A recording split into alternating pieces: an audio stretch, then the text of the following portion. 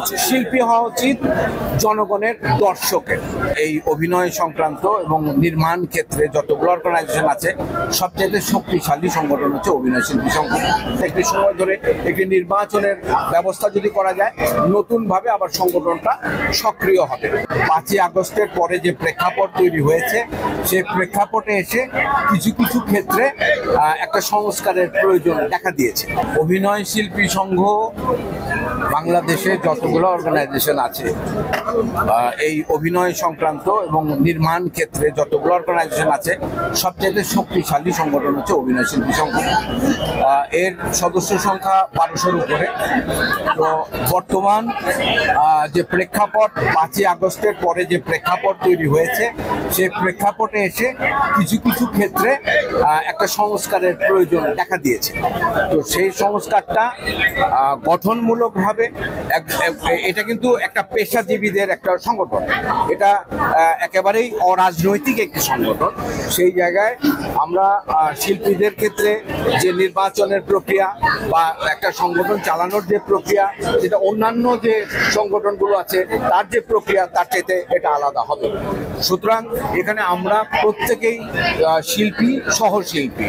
আজকে আমরা একটা পক্ষ নিলাম, কালকে দেখা যাবে যে পরের দিন শুটিংয়ে সকলের সাথে আমাদের দেখা হচ্ছে। সুতরাং আমরা প্রথম থেকে চেষ্টা করেছি এটাকে একটি এমন সহাবস্থানের সংগঠন তৈরি করা যাতে বিবাদটা একেবারে না হয়। বর্তমান প্রেক্ষাপটে কিছু সংস্কারের দাবি উঠেছে, তাদের কথা শোনা হয়েছে, বা আমি যতটুকু জানি যে তাদের সঙ্গে একটা আলোচনা হয়েছে, এবং সেই আলোচনার প্রেক্ষিতে একটি সাধারণ সভার আয়োজন করা হয়েছে, জরুরি সাধারণ সভা। এই জরুরি সাধারণ সভার মাধ্যমে এই সংকটের অতি দ্রুত সমাধান হবে বলে আমরা মনে করি। একটি সময় ধরে একটি নির্বাচনের ব্যবস্থা যদি করা যায়, নতুনভাবে আবার সংগঠনটা সক্রিয় হবে। এখন যে অবস্থায় আছে, যে স্থবিরতা আছে, এটা খুব অতি দ্রুত সমাধানের জন্যই কিন্তু 28 তারিখে সভাটা ছিল, সেটাকে 18 তারিখে করা হয়েছে। সুতরাং আমি মনে করি শিল্পীদের দিক থেকে শিল্পীরা যথেষ্ট সজাগ, এবং তাদের যে আর আরেকটি কথা আপনারা সকলেই জানেন যে এই সংগঠনটি যখন তৈরি হয়েছিল, আমরা 4 জন এটার মূল উদ্যোক্তা ছিলাম। তার মধ্যে আমি একজন, জাহিদ ছিল, তৌকির ছিল, আজিজুল হাকিম ছিল। পরবর্তী সময়ে এই সংগঠনটা আজকে 1200 সদস্য হয়েছে।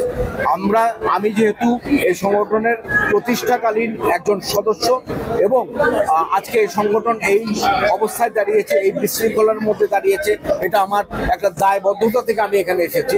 আমি চাই যে আমার নিজের হাতে বা আমাদের হাতে তৈরি করা যে সংগঠনটি, সেটি আগে যেরকম সক্রিয় ছিল, এখনো নির্বিবাদে এবং নির্দলীয়ভাবে একটি সংগঠন থাকবে, যারা শিল্পীদের কল্যাণের জন্য, শিল্পীদের স্বার্থ রক্ষার জন্য কাজ করবে, আর অন্য কোনো কিছুই না। এখানে অন্য কিছু করবার কোনো অবকাশ নেই। এই হচ্ছে আমাদের ভাই। শিল্পী হওয়া উচিত জনগণের দর্শকের। এখানে আমি মনে করি শিল্পীদের, হ্যাঁ, প্রত্যেকেরই একটা রাজনৈতিক মতাদর্শ থাকতে পারে, কিন্তু সেটা আমরা দেখি ভোটের সময় একটা ব্যালট যখন হয়, তখন কিন্তু এটা পর্দা ঘেরা থাকে, এটা কিন্তু গোপন ভাবে এটা করা হয়।